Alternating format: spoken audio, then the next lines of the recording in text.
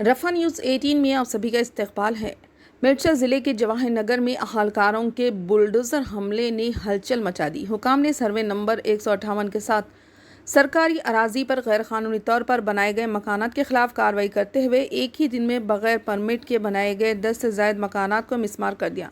Bulldozer operation revenue, municipal हुकाम और police force के ताउन से किया गया। मुकामी तहसीलदार ने कहा कि सरकारी ज़मीनों पर गैरकानूनी तामीरात को बर्दाश्त नहीं किया जाएगा। इन्होंने खबरदार किया, अवाम को वाज़ेह पैगाम दिया कि अब से सरकारी ज़मीनों पर घर बनाने के लिए इजाज़त लाजमी होगी।